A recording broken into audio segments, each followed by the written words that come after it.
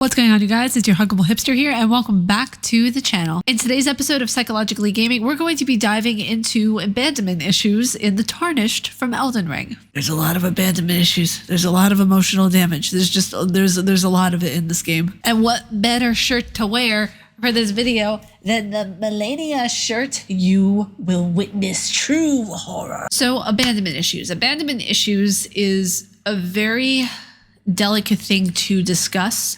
So before we get into any of the meat and potatoes of this video, be warned that there is going to be triggering topics discussed within this video. So if you yourself have experienced abandonment issues and are not comfortable with this topic, please just be advised that we're going to be diving into this very much so when it comes to the Tarnished and Elden Ring. So if that's not something you're comfortable with, I have plenty of other videos that you guys can watch, other psychologically gaming videos, lore videos, all that kind of stuff. Your guys' health and mental health and well-being come before watching a video. So please take care of yourselves.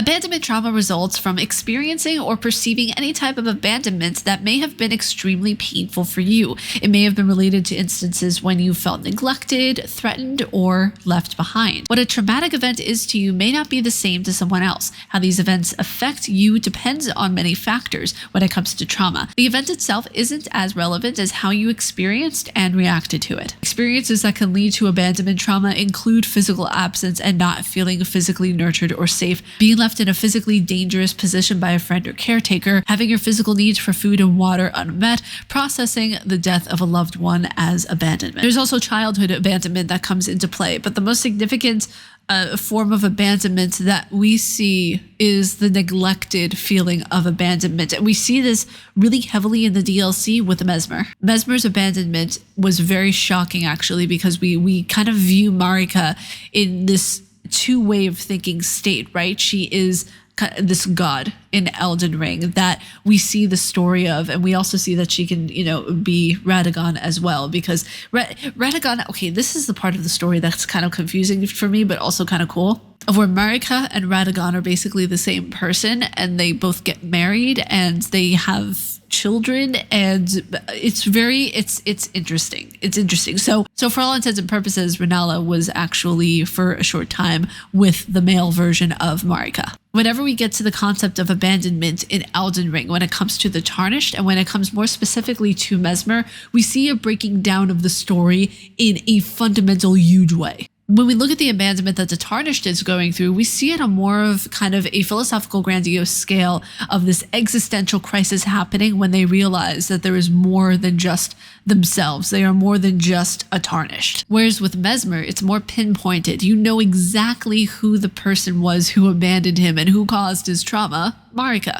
Because it's really interesting, actually, what the family structure holds within this game. A tad confusing, but very interesting nonetheless. The family structure of Elden Ring is a little confusing, but also very interesting. Because when you break this down, when you have all of its finite points into separate categories, everything is connected. Even Melina, who is there at the bonfire with us from the very start of the game, she is the forgotten demigod who's the daughter of Marika. So that would make, in essence, Mesmer her brother. Mesmer's lore in and of itself is absolutely fascinating as well, because he had this snake that was kind of, it could be termed as a metaphor for anger boiling to the surface that had to be quelled within him. So that eye that we see that's being shattered in the game is something that Marika gave him to quell the snake within. Now, this anger that he has could possibly be deemed as an anger from that abandonment, of which Marika was just like, hey, you're here, defend on your own, good luck, there you go. Which it's really sad, because we also see Melina's story, and Melina's story is also a story of abandonment as well. Now, these are all very specific examples of what caused the feeling of abandonment and what actually caused abandonment in both Melina and Mesmer. But what about the Tarnished? When it comes to abandonment and the Tarnished, it's more of a grandiose scale of something that you have that is more philosophical to a degree. To understand really the concept of the Tarnished, we have to go all the way back to Godfrey, who was the first Tarnished. After fighting with the giants, he kind of was in a way excommunicated, even though it's not in a religious sense. He was excommunicated from being what he was down to being a Tarnished by Marika. There is so much theology and there is so much religious connotation whenever it comes to this concept of being tarnished, if you will.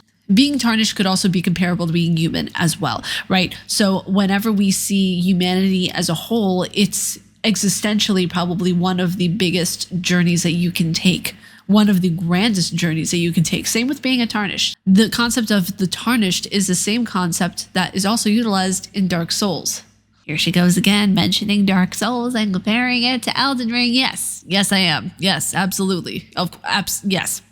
There are different pygmies that are around the game, that are around in the lore. So humans originated from that fruit of pygmy, from that first soul. It's the same concept with the tarnished. In the grander scheme of things, being a human being, being tarnished, being an undead, all comes with the same package. The unknown of where you came from and why you are going through what you are currently going through. You're going throughout this journey in Elden Ring to become Elden Lord, to give our life meaning, to have a purpose, to understand what abandonment we have, or what kind of, in a sense, trauma was on us that we have to work through within the game. Depending on the ending that you choose, this is my theory on the endings, right?